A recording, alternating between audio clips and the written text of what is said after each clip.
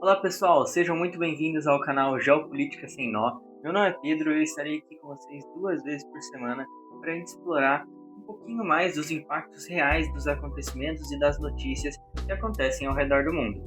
Ao meu lado sempre vai estar meu companheiro João, que ajudará a gente a entender um pouquinho melhor o que está acontecendo ao redor do mundo. Não é mesmo, João?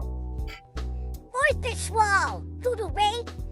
Eu sou o João e estarei aqui presente para ajudar vocês a entender um pouquinho melhor sobre as notícias e seu impacto real no dia a dia.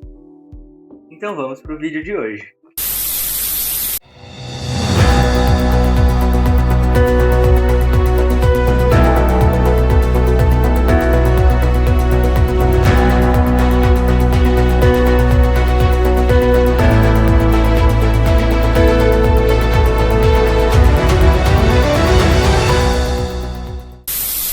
Hoje a gente vai falar de um tema que tem muita importância e que todo mundo está assistindo de muito perto.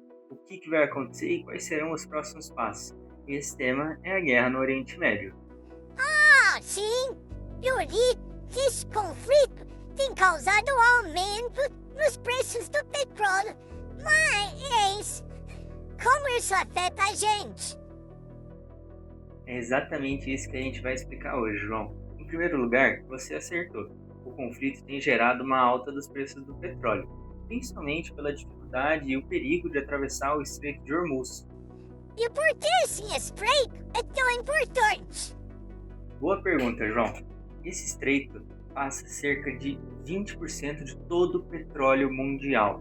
Ele é a principal rota de exportação de alguns países como a Arábia Saudita, o Iraque, o Catar, o Kuwait, os Emirados Árabes Unidos e o próprio Irã. Então quer dizer que o preço tem subido porque o Irã tem atacado a região, criando um risco para as petroleiras e por navio, certo? Isso mesmo, mas aqui no Brasil a gente está sentindo esse impacto de uma forma um pouquinho mais leve. Mas por que isso? Isso é por causa da Petrobras. Desde 2023, a empresa abandonou a paridade de preço de importação automática, que passava para o consumidor final as variações do preço do petróleo. Hoje em dia, ela funciona como um amortecedor. Ela prefere absorver essas variações de curto prazo justamente para dar uma estabilidade melhor e maior para o mercado. Então o consumidor brasileiro nem precisa se preocupar, porque a Petrobras assegurar esse aumento de preço, não é? Na verdade, não é bem assim, João. Isso tem um custo. A Petrobras consegue produzir cerca de 80% do diesel e 75% da gasolina que o Brasil consome. Quando a empresa trava os preços abaixo da média internacional, as outras marcas que trazem o petróleo de fora do Brasil deixam de ver o mercado brasileiro como um mercado atrativo para comercializar o petróleo. Isso é porque, para elas terem lucro, elas vão precisar vender por um preço mais caro do que o da Petrobras, não é? Isso mesmo. Isso cria um cenário complicado, porque como a Petrobras não consegue atender toda a demanda interna, ela precisa importar esse restante da demanda e vender mais barato, o que cria um prejuízo para a empresa. E por outro lado, as empresas importadoras de petróleo e de combustíveis, elas acabam precisando vender esse petróleo mais barato. Ou seja, não assumir a variação internacional faz que acabe faltando diesel, o que causa uma disparada dos preços para o consumidor final, já que a economia brasileira depende muito dos caminhões para funcionar. Por outro lado, se a empresa mantém o preço abaixo e continua trazendo combustível de fora, a Petrobras está assumindo um prejuízo que é muito alto. Então essa estratégia de amortecer o que está acontecendo lá fora funciona só no curto prazo, porque se mantida ela vai causar ou a inflação ou um prejuízo, né? É exatamente isso, João. Esse remédio ele pode funcionar até por algum tempo, mas ele é tão forte que se continuar por muito tempo, ele vira um veneno para a economia. Mas isso tem relação com a greve dos caminhoneiros? Tem sim, João. A Petrobras ela anunciou um aumento do preço do combustível em 38 centavos. E por outro lado, o governo ele anunciou um pacote de medidas para tentar baixar esses preços em 64 centavos. Mesmo que o pacote do governo cause um impacto mais forte, o da Petrobras ele é sentido mais rápido, o que causa um aumento dos preços dos combustíveis. Então, os caminhoneiros se sentem injustiçados com esse aumento, porque faz com que eles percam dinheiro, não é? É isso mesmo, João. Só que o governo ele anunciou que vai usar algumas medidas para tentar repassar esse custo extra para as empresas. Só que isso torna o frete mais caro, e com o frete mais caro, isso é repassado para o preço final dos produtos, o que impacta o consumidor, causando uma inflação de preços. Ah, entendi. Mas por que alguns analistas estão falando sobre o impacto disso em um ano eleitoral? O que as eleições têm a ver com isso? A inflação em um ano eleitoral, João, ela é um ponto crucial. O eleitor ele é fortemente influenciado por grandes aumentos dos preços, porque isso gera um desagrado em relação ao governo atual, algo que os outros partidos podem ver uma brecha de oportunidade e o atual presidente pode ver um risco para a sua campanha política, porque uma inflação agora poderia mudar as projeções atuais, que mostram o presidente atual, Luiz Inácio Lula da Silva, com um impacto técnico com Flávio Bolsonaro.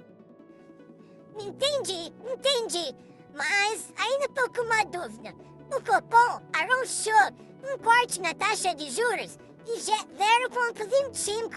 A taxa de juros não é usada justamente para controlar a inflação?